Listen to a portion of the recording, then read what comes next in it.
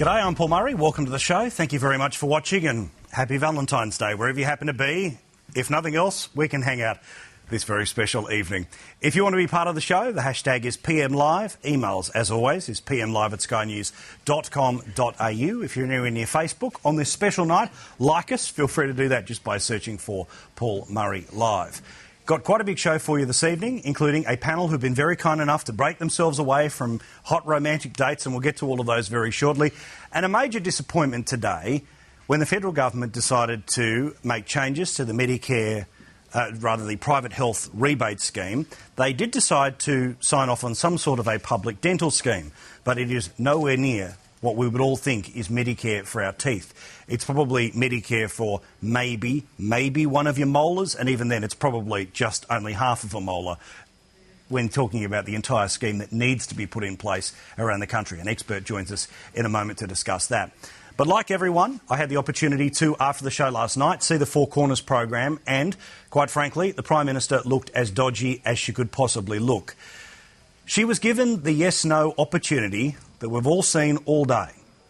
Did your office write a speech up to 2 weeks before you rolled Kevin Rudd? I spoke to the reporter who asked the Prime Minister that question, and he said that there was a up to 7-minute exchange before the Prime Minister eventually moved on, and he moved on to another subject. But in 7 minutes there were multiple questions, all of which got more and more awkward, and this all started as a yes-no question. Now, the Prime Minister clearly wasn't telling the truth somewhere along the line. Was she not telling the truth way back when she said that there was just a couple of days' notice before she decided she wanted to be Prime Minister, and only a couple of days it took her to get the requisite support to become Prime Minister? Or was the lie that it was actually a series of staffers who just were working on things by themselves without telling her? There are a series of untruths and things that just didn't make sense out of that appearance. And by the way, the central question that a lot of people have asked today is, why the hell did the Prime Minister do it? Why would the Prime Minister have sat down with anyone of any media organisation to discuss at length what happened on that night a couple of years ago? Now, she claims that she was tricked into it, as the journalist tried to talk about the entirety of the Rudd-Gillard years.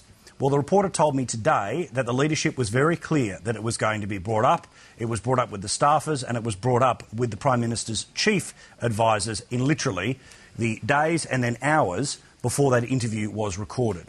Also worth noting is that the Prime Minister recorded that interview last Tuesday for Four Corners. Now, think about what was happening last Tuesday. Last Tuesday, it was a couple of days after Parliament had resumed, and the fever pitch of speculation about Kevin Rudd coming back couldn't have been louder. It dominated our conversation here at Sky News. It was the only thing being talked about in federal Parliament. So if the Prime Minister thought she was going to sit down for half an hour with any journalist of any stripes, let alone one, working for a quality, long-form current affairs program, and wasn't going to be asked about leadership, it is beyond ridiculous and naive that she would have that view. Now, ultimately, whether history judges Julia Gillard a good or bad Prime Minister, or reasonable or unreasonable for her actions against Kevin Rudd, I don't care. But right now what I do care about, and I've spoken about this consistently here, is that the government is now so dysfunctional that rather than waiting for their time in office to be over to comment on history, they all want to write the history before the entirety of the story has actually happened. It reminded me of the final years of the Hawke and Keating government. Remember the Labor in Power program, where the arrogance was on show of politicians who were obsessing about themselves and leadership, where people were willing to sit down for hour after hour after hour and talk about not running the country, but about running the government and running each other as people. The fact that the Prime Minister and several key Labor people were willing to be part of that conversation now, while they're still in government and she is still in the highest office in the land, it really does speak to an absolute lack of judgment. But then again, we could probably point to most news stories on most news days as an example of a complete lack of judgment. Keen to know what you think. Hashtag PM Live. Email pmlive@skynews.com.au. With this, but other elements of this and the rest of the day's news, Sharon McKenzie joins us now. Sharon, what do we need to know? Paul, thank you. Yes, this is a story that certainly keeps bubbling along. The Prime Minister has been accused of handing out secret polling, which was down. The rest of the evening news shortly. We'll see you soon. Thank you very much, Sharon. If you want to comment at any time during our show, the hashtag is PMLive. Now, you just saw Sharon make reference to the public dental scheme, which has now been signed off in terms of getting the changes to private health insurance. But the numbers that were really needed for a true Medicare-style system for your teeth is in the billions, not, what is it, $163 million. Hans Zollner is from Sydney University. He's the head of oral pathology. He's a man who I've spoken to a few times on the show before. Nice to see you. Happy New Year. Thank you. Now, you know about dentistry, what's needed with public dentistry. When you hear the number $163 million, does that actually equal Medicare for our teeth? Oh, no, it's a farcically small amount of money, and the government isn't even committing really to Medicare for it. I mean, they're basically saying there's a bit of money for dentistry. They're not saying what it should be spent on, and they're continuing with this stuff that they want to close down the one thing that is in Medicare in dentistry, and that's the Medicare Chronic Disease Dental Scheme. So they still want to close that. The Minister said today, in fact, she in her press conference, she actually said that what she really wants. One of the journalists said, "Look, are you suggesting, Minister, that Medicare should be means tested?" Because she says that dentistry should be means tested. She wants dentistry to be means tested in Medicare, but not the rest of Medicare. Now, how does that make sense? So the Minister's just not making sense in this area at all. But when the Greens came at this with the $3 billion price tag for a Medicare system for basically, all of us, if we needed something to be done with our teeth, it would be taken care of. I think most people would reasonably suggest if somebody's earning more than $250,000, that might be the reasonable cut-off period. But generally speaking, most people should have access in the same way to the public hospital system for a heart transplant or a liver transplant or something to fix your broken arm. We should have access to that when it comes to rotting teeth, because even people who eat the right foods their teeth can fall out. Absolutely, and it just blights people's lives. But even the question of whether or not Medicare should be means tested at any level, dentistry or the rest of Medicare, I mean, the truth is that Medicare is only affordable because rich people are in it. It's the rich people who are bankrolling the medical services for everybody else that makes Medicare actually work. So this whole issue of means testing Medicare is actually potentially a huge mistake. And if the government is sort of trying to sort of drive dentistry into a means tested sort of format, well, then that's the thin end of the wedge for the collapse of the rest of the Medicare system. So what is the magic number for us to have bulk billing at dentists, in the suburban dentists, for normal things? Not people who have to wait until they've got an abscess and their mouth's about to explode. Yeah. Normal people who need fillings. Look, it's hard to get a really good number on it because the data's just not really available to do a proper calculation. But a reasonable guess is that around $4 billion a year would probably cover it. Probably, if it's run properly, if it's run carefully, if there are clear clinical guidelines for what should be done and exactly how the money should be spent, if there's a pre-approval process for some of the more expensive procedures, then probably around $4 billion would be about right. What's bizarre is that the decision to means test the private health rebate and basically mean anyone earning over $83,000 slowly starts eating away at that 30% rebate. It's going to save the budget about $2 billion. Seems pretty obvious. You could take the $2 billion from there and get halfway to a Medicare dentistry, system for dentistry. You certainly could. You absolutely certainly could. And so this tiny amount of money that the government's investing is just ridiculous. It really is disingenuous. So $163 million of what you've been able to read into it, who will be affected by that? It seems like a small amount of money that probably only, I wouldn't think that many million people are going to get access to. No, it's going to make really no difference at all. I mean, the government might, for example, choose to use this money to implement its policy. I mean, the government has been saying publicly they desperately want to introduce a rerun of Paul Keating's old Commonwealth Dental Health Program. Way back in the Keating government, he said, OK, we've got to do something about dentistry. They've never tried it before. We'll put a little bit of money into the public system and see if that helps. And that was a reasonable thing to do way back then. Didn't make much difference. It was a little bit of help to the public system. The current government says that they want to redo that. They say that the Senate's been blocking them from doing that because, which is nonsense actually, because the Senate would love to actually approve it, except that the government has linked that little bit of funding to closure of the Medicare program that's already been established. But no, I mean, if they're serious, they've got their policy, now they've got a little bit of money, they can try and see if it makes a difference. So if the Prime Minister or Bob Brown or any politician stands up and say, we are the government who brought publicly funded dental to Australia, are they lying?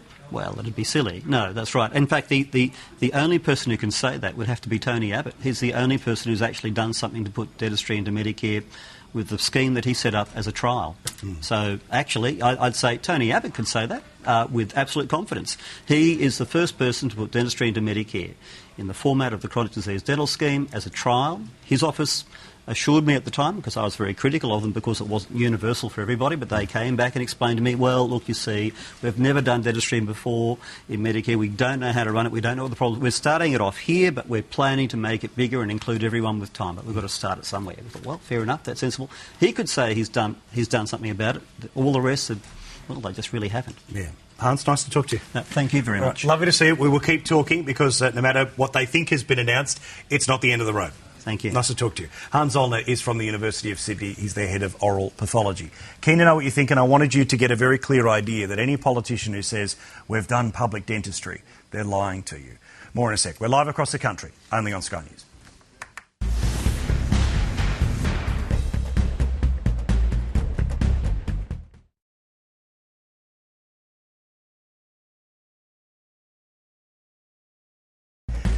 Thank you very much for watching us. There is a lot of reaction already to the idea of the public dental scheme and just how far off the final number we are. And I do appreciate Hans' time. Use the hashtag PMLive on Twitter. Emails pmlive@skynews.com.au.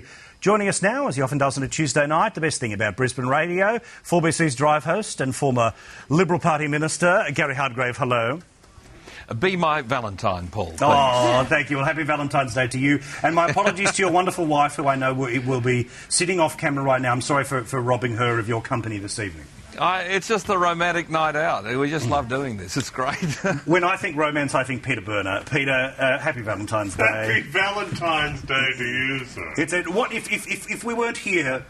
Where would you be? I'd be out the front wondering why I wasn't here. A new face, a lovely new face here at Sky News and Paul Murray Live is Angela Mollard. She's a writer, a journalist as well, and it's lovely to see you. Happy Valentine's Day. Oh, thank you. I only RSVP'd because I thought it was a date. Oh, OK. Well, at any time the candles will fire up, I promise. All right, let's jump into Four Corners last night. Now, there is so many different elements on all of this, but I wanted to jump through a couple of these here, including the central question, why the hell did Julia Gillard turn up on Four Corners last night? Here's her smokescreen as to why she appeared and basically says she was tricked into talking about the leadership. Have a look. We were asked by Four Corners to appear last night. I was told, my office was told, that this program would be about Labor in government since 2007 and the future of Labor. So I chose to appear, and you've seen on TV some aspects of that interview, and we've obviously released aspects of that interview as well. Alrighty. Now, I spoke to the reporter who did the story last night, Andrew Fowler, works for the ABC, has for years, and did a great job on Four Corners last night. This area only really started to focus in the last, say, 2 or 3 weeks, when we really got a handle on what had gone on in that lead up to the coup. I mean, this is 4 years of Labor in power, and you're trying to find your way through to look and tell a narrative story. So I have no problem in dealing with Julia Gillard. What they were really concerned about was the issue of the leadership. They didn't want to talk about it at all. They said, we don't want to talk about the leadership, we only want to talk about the future. And we had to say to them, hang on, you can't just talk about the future, you've got to talk about the past, because there's unresolved business. So they agreed to talk about the leadership issue. So they knew the leadership question was there. So, again, the Prime Minister talking about, did the staff write a speech 2 weeks in advance of what she had previously said was just a couple of days before she realised she wanted to be Prime Minister? Have a look. People would be aware that political staff prepare for contingencies, that they work on things that they are concerned about and believe might happen. Political staff, particularly experienced political staff, do that. On my knowledge of the speech, that was a tense period of time, and I don't have a clear recollection of when the speech was first brought to my attention. That's sort of the drunk defence in court, isn't it? I'm sorry, Your Honour, we were just having such a good time. I don't really remember. But again, to Andrew Fowler and just how awkward that exchange really was. In its entirety, about 26, 27 minutes, the entire interview. And for about 6 or 7 minutes of the time, she's failing to answer the question. I mean, it's just extraordinary. We cut it down because it went on too long. We thought people might kind of get the point after about 3 times. All right, that's Andrew Fowler on to your East Drive program this afternoon in Sydney. Now, Gary, I'll let you have the free kick on this. There's so many elements about this, but the biggest is, why would the Prime Minister sit down and be involved in this conversation? Yeah, well, I spoke to Graham Richardson on 4BC's Drive program this afternoon, and as Richo said to me, she's dodgy. She looked dodgy, she acted dodgy, she doesn't lie real good, and when she does, she can't cover it up. And there is a real question here about the quality of her staff work. I don't agree with the Prime Minister that experienced political staffers would sit down and write a speech for somebody being a Prime Minister in waiting. Frankly, wankers would do that, not good political staffers. I don't believe a political staffer, for instance, would be writing a concession speech for a Prime Minister prior to an election. Is that what Julia Gillard means? There is something seriously wrong in the Prime Minister's office, and I mean this, and this is not a free kick, this is a lamentable fact. I mean, I rather liked Julia Gillard's first speech to the nation outside the Prime Minister's doors of the Prime Minister's courtyard on that very first day after she toppled Kevin Rudd. I thought her speech showed quality, showed depth, showed value. Now I find out it was drafted 2 weeks beforehand by a staffer. And most of the staffers, it seems to me, are aged between 19 and 26. There's not enough grey hair in the running of this government right now. We need experienced political staffers. The Prime Minister hasn't got them. And she herself is showing a real, almost cartoon naivete about the fact that, she goes and is interviewed by the ABC and she expects them to give the usual free kick to the Labor Party.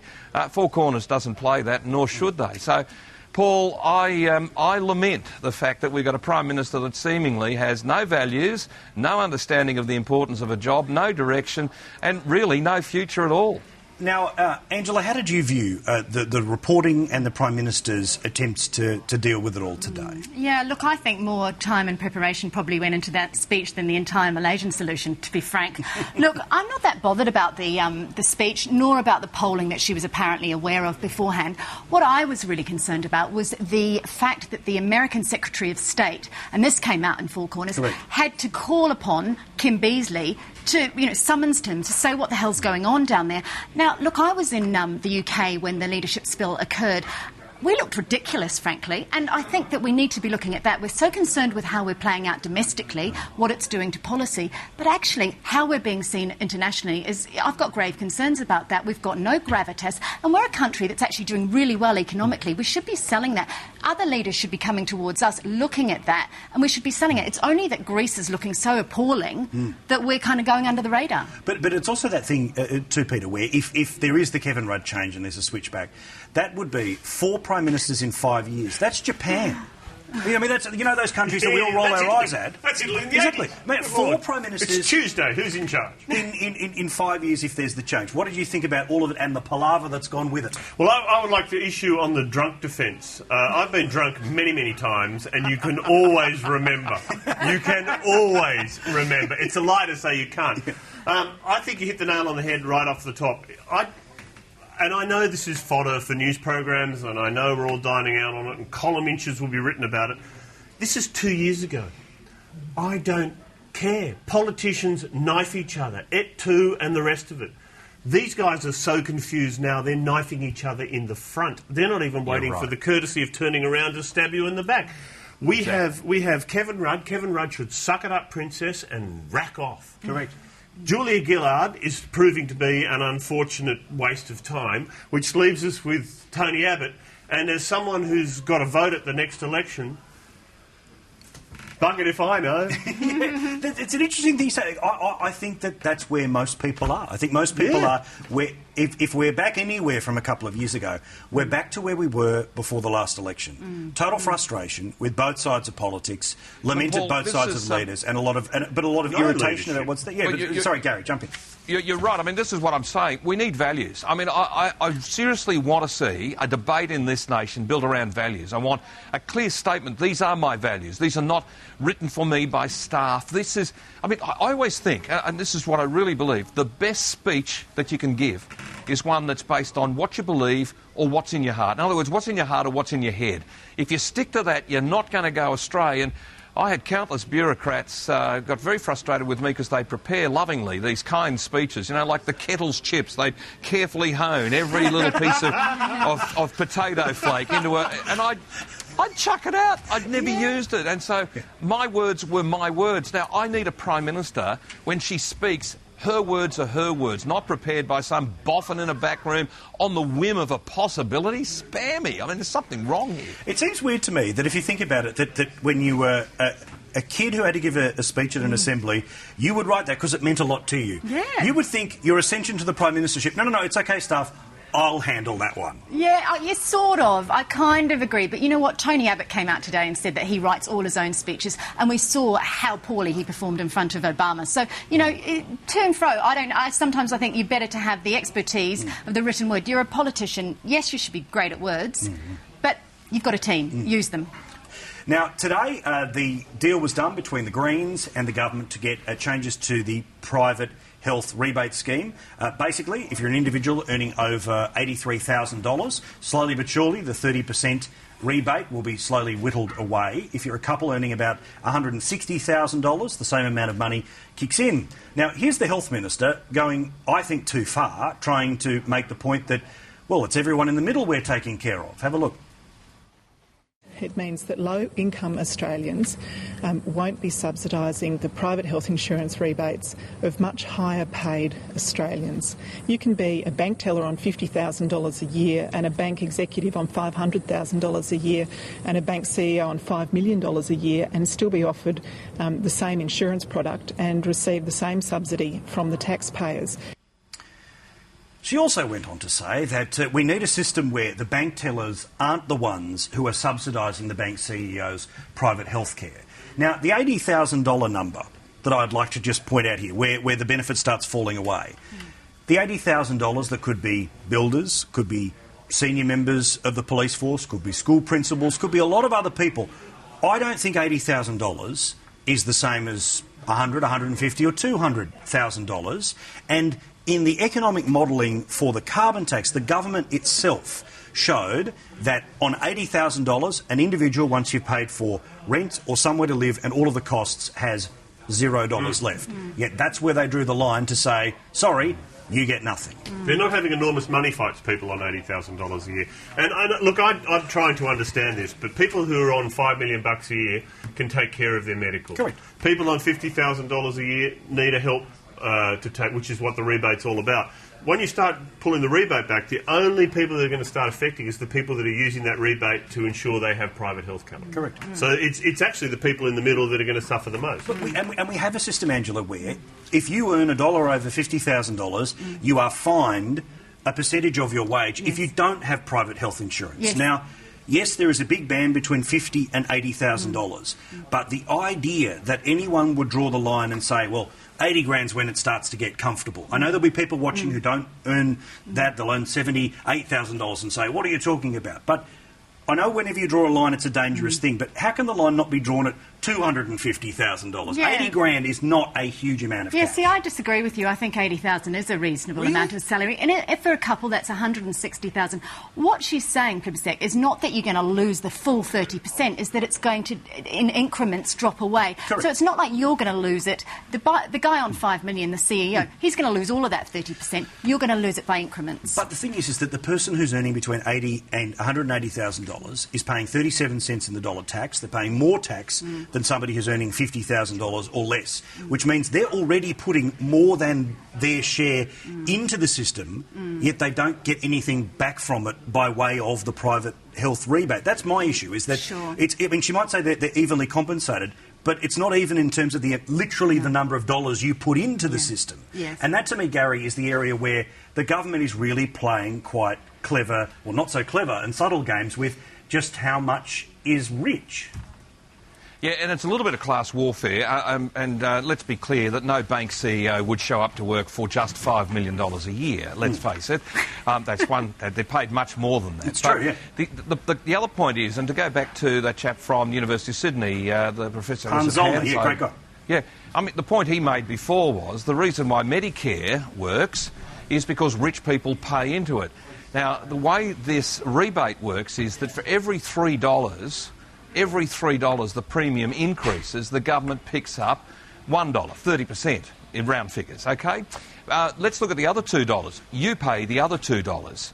So if you're on $80,000 a year and above, you're going to be paying more of that additional dollar as well. So you're going to be paying more of the $3 more than the $2. But if people start dropping out of private health insurance, I mean, say everybody above 80,000 said, as we say here in Queensland, to the valley, I'm out of it, I'm getting out of this thing, and I am going to now just simply become another person in the queue at a public hospital, then those left in private health insurance are going to see more premium rate rises, more premium rises, and they're going to have to find that $2 out of whatever's left over from whatever humble wage they happen to earn. So, I mean, it is a factor that you need the rich people. Apparently that's anything above $80,000 as a single, and we heard that said by Rob Oakeshott. You need the rich people in the private health system as much as anybody else. Otherwise, your public system's just not going to cope. Now, when we're also talking about that conversation I had with Hans Zollner, the head of oral pathology at Sydney University, he's quite critical of the public dental scheme, and let's not call it that, the small amount of money that will be trumped up to look like Medicare for your teeth. I got an email here from Dennis.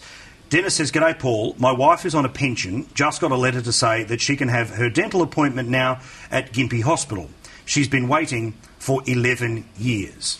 She's lucky. She's excited. Surely. Now, She's lucky. She's lucky. I've heard of 25 years of waiting in the Queensland health system for dental work. 25 years. This is the bit that infuriates me, Pete, is we talk so often about the type of society we are, where money goes. We've got $630 million for bloody satellites for the NBN to make the internet slightly faster. I get it. There are all different priorities in government. But if we live in a country where Dennis's wife waits 11 years to get her teeth done, we've got something wrong. If we've got oral health experts who are saying we need a Medicare-style system for about $4 billion for our teeth, do the bloody thing. I'm happy. We are one step up tying a rope around the door handle and slamming it. Well, my husband's, he needs 10 grand worth of work.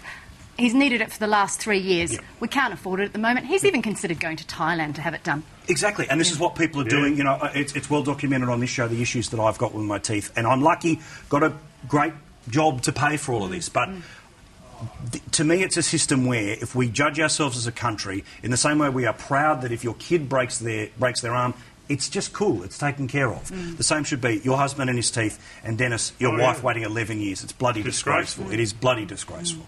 All right, keen to know what you think. The hashtag is PM Live. I want to show you the wankiest thing that has happened in politics in a very long time. Peter Slipper, Gary's mate, is now the Speaker of the House, and I want to show you what is going to be a weekly event in Canberra, and we haven't edited this. This is the whole thing. It is the Parade of One. Have a look. We will talk about this in real time. Peter Berner, feel free to discuss this here. I love it. A little. And there are the security guards in the background. It's Peter, somebody carrying the staff, his enormous rod, and a page. And he doesn't even go the most direct way. He goes out and around past all of the pictures of all of the former speakers. What about this moment in time? The Parade of One, Pete. I look. The most important person for me is the bloke leading this parade. Yeah. This is his moment. Don't take it away from him. I don't know who the peanut is at the back there. He's on his way. Oh, nobody expects the Spanish Inquisition. I love the way, he's such a ponce. He actually went on YouTube to explain and leave a video as to why he's reinstating this procession. It's dead set poncy. Now the whole thing is that what I feel sorry for is the guy up the front who is a staff. He's just been told he has to do that. I mean, Gary, you're a man of and I want to show this in full so He's people are aware of how enormous wanky... ridicule at his local club right now, that poor bloke. Just how wanky this is. Gary, I know you're a man of traditions. This is ridiculous. And now we go for a walk through the atrium. Yeah, look, it's certainly in its formative stages, Paul. But Ludo and Robin carrying the mace. I mean, it's great to see the bit of jewellery out there. That thing normally just sits in the Speaker's office. It's tied to a toilet Well, it's certainly, if you get locked in the toilet, you can bash the door down with the thing. But it's certainly got us talking about the traditions of the Parliament. They do this in Westminster. And I talked to Peter Slipper last week on the program, and he was very determined to reform a number of things and to get people talking about these traditions, and he's borrowed this from other places. I think we just give it a bit of time, and you just don't know. Now that you've shown that, you will start to get... There'll be thousands will be queuing up to see I reckon you're going to see a lot more bowler hats and walking sticks in the financial district. I'm sorry, it is such a wank. Like, I understand the traditions and respect of the institution. I was a nerdy kid who enjoyed the school excursions to Parliament and sitting there in question time. I'm one of those nerdy kids. But I'm sorry, please all be upstanding as the great Peter Slipper makes his way in parts like Moses. Darth Vader used to get around in gear like that. I mean, everyone respected Lord Vader. He got around in his cape and his helmet. And then the little speech. Peter told me he's been mistaken in his own electorate for Mr. Bean, and he's quite self-deprecating. Let Mr. Speaker develop this, is all I'll say, and then we can judge it in a couple of months' time. Look, Peter has got a thick skin, I suspect. He's had to get one over the last few years. I wish him well in the job he has. It's important. There's a lot of I wish him well. There's a lot of costume shops punching the air right now. Absolutely, and there's still he's still got the wig and there's some lace cuffs which he hasn't rolled out yet. So wait for next week. You're all heretics. You'll never be invited to the Speaker's Gallery if you keep this up. Fashion Week. I'm with you, Gary. Look, I'm with you. Till then, we'll just keep paying for it. The whole nonsense went for the best part of about 5 minutes, as you saw. I wanted to show it to you in full. That's how Peter Slipper is changing Parliament for the better. The Parade of One. Thank you very much for watching. I am here with journalist Angela Mollard, from 4BC in Brisbane, Gary Hardgrave, comedian, broadcaster and bearded gent. Your Valentines have come through Australia, Peter Berner. Right. All of them are on Twitter. You can get the links via mine, which is @PM on air. A couple of quick things before we get into before the show's done. One more quick thing on politics, though, that I did want to get to here, which is in New South Wales there was a rather bitchy exchange in the state parliament. I think it was a bit bitchy from the Premier, but I think from the former Premier it is the definition of bitchy. Have a look. Given the length of the Premier's first marriage, he's the real Kardashian in this place. Resume your seat. Now, to give you an idea of what led up to that, there was a reference from Barry O'Farrell to the Kim Kardashian era of politics is over. A reference to shallow, paper thin, showbiz-driven politics, and clearly the former Premier, who does nothing but sit up the back of the Parliament and tweet. She's not part of the shadow cabinet. She doesn't speak that much in Parliament. Decided to fire up and mention about Barry O'Farrell's private life, first marriage that failed within a year. I don't know why, I don't care. Is that a fair cop from the former Premier to say that? Oh, look, I'm dead impressed that Barry O'Farrell knew who Kim Kardashian was, frankly. But look, no, it's dirty tricks. That said, I think there's the connection with Christina Keneally had tweeted that she shared initials with Kim Kardashian. So there's that connection. Right. But no, I mean, look, New South Wales politics is dry, but we don't need this kind of tactics. But also, it seems to me it's that thing where if you want to be part of politics like Christina Keneally wants to, and she wants to appear on channels like ours talking about the future of the Labor Party, get in the game. The game isn't sitting up the back, not being part of the shadow cabinet and whinging, and then turning around and... I mean, I'm not saying Barry O'Farrell was cool to mention the Kim Kardashian thing, but to hit back with, anyway, about your first marriage. Whoa, that's going for the nuke when all that was fired was a cap gun. Yeah. You don't drag the family into it. Even the mafia know that. You don't drag the family into it. That's poor form by her. Silly move by Barry to even... Why is he even talking about them? Their ancient history. Again, with the ancient history, it's got... At some point, they don't exist. It's your responsibility. Stop talking about the past. Now, I mean, Gary, bitchy things do get said in politics. I say bitchy with no reference to the fact that Christina Keneally is a woman. It's just bitchy what happened. It was bitchy what happened from the Premier. But I think the former Premier hit way below the belt sake. Anyway, about your first marriage, it was over within a year. I'm sorry. What do you think? Yeah. Well, no style, no substance. And I think Barry O'Farrell was drawing that analogy of the KK and the Christina Keneally and saying, no, all style, no substance. And really, Christina Keneally, frankly, confirmed there was, in fact, though, no style and there was no substance with her comment. It's rotten, as Peter said. You don't bring the family into it. I thought it was a very sad thing she did. As they used to say, do it or get off the pot. I mean, that's where she is now. If you want to be part of the debate, get in there and use what clearly is an intellect that people supported to be Premier. Be the shadow minister for water, for goodness sake. Like, get involved in something. We'll go into federal politics. Well, please, no. The minister for hair extensions. Yeah, correct. All right. Now, the Prime Minister today launched a campaign, and it was to get Australians reading more. I have no doubt that between you, the three big brains, you read an awful lot of books. I wish I had more time to do it. I don't read enough. Angela, should Australians be reading more? Oh, absolutely. We've got 4 million people can't read, apparently. That's our illiteracy rate. Look, I think there's several reasons. I think we're now living in a time where parents are time deprived, and we are actually seeing the rise of the most privileged, yet almost in a sense the most neglected children, in history. I think the issue is reading takes time. You don't learn it by osmosis. You can't plug a kid into a laptop and get them with mathematics programs and things, which you can do. Reading takes time. It needs you to be there, to be sitting there, to be actually showing that you're a reader yourself. My daughter just saw me reading a book called When God Was a Rabbit. We had a huge discussion about what, the title, that sort of thing. And I've done reading in schools, and it's lamentable the standards that some kids are at, and you need to do it every single day. Now, do you read to your boy? Well, that's the only way he's going to know about Kim Kardashian, Khloe Kardashian, and who's suffering cellulite. Oh, we sit down and read a Who Weekly and a Famous every night, just before bed. We do, and it's not just about the pictures, Gary. It's about that hard copy. That's how. If he doesn't know that, he'll never understand the politics of the state. You're smart. Do you love books? Yeah, I love books. But I came to books after school. When I was at school, books were beaten into us.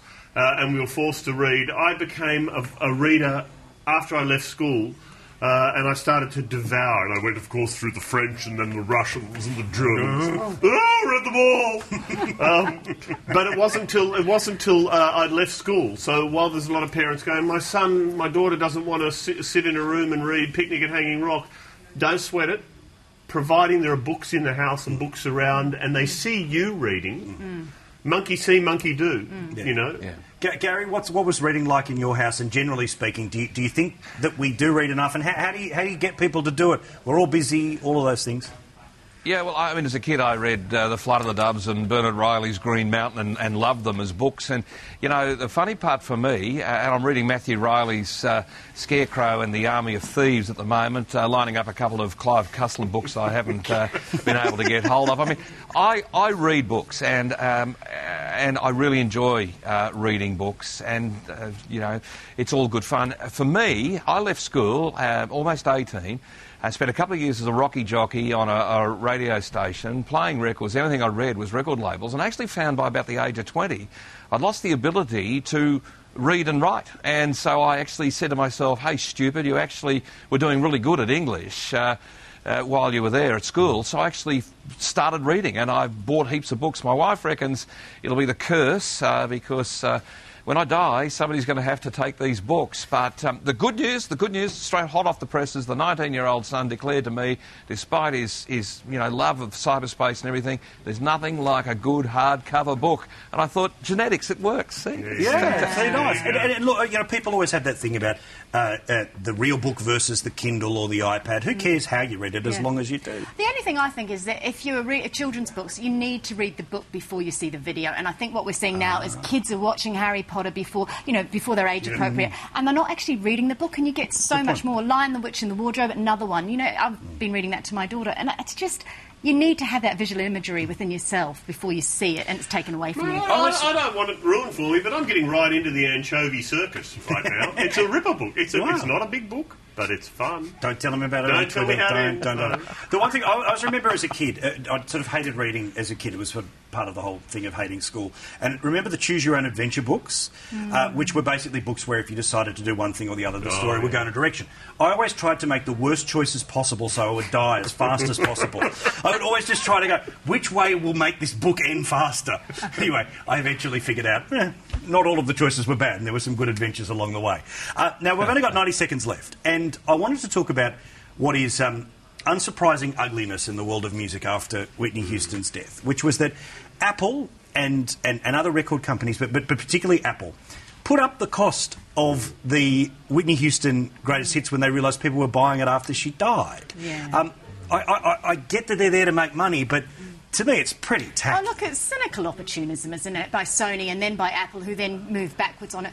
Look, the only good thing is that when you die, that's when you really get rich. I mean, we've seen it with Michael Jackson, John Lennon, with the painters, Picasso, that sort of thing. Look, the only thing that's good about this is that money will go to her daughter, and she is the much overlooked figure in the whole of this. I mean, her husband, Bobby Brown, he only flew back to her today. Just I mean, outrageous. Yeah, your 18-year-old daughter who's lost her mum, who was also her best friend, on the phone, all the rest of it. Honestly, I get it, the big company doesn't care, but seriously. Yeah, no, poor form, and they'll be smacked for it, and public opinion will smack them. We'll forget about it in days to come, but hopefully it won't happen, you know, when David Hasselhoff passes away, because I don't want to pay too much for his album. You're happy to download them illegally. Yeah, well, that's right. All right, Gary, we're out of time. Thank you very much, mate. All the best. Enjoy the Drive program in Brisbane. See you later. See you later, Gary Hardgrove there. It's all fun. Nice to see you, mate. We'll see you soon. Angela, come back anytime you want to. Thanks, Peter Paul. Berner, the same. All right, thank you. Happy Valentine's Day to you all. You can follow the guys on Where's Twitter. the chocolates? Right after. It is the hashtag of PM Live. Keep the conversation going. Plenty more up tomorrow night. The very latest news is coming up with Sharon. Thank you so much for watching. Follow me on Twitter, which is @PMOnAir. See you tomorrow night.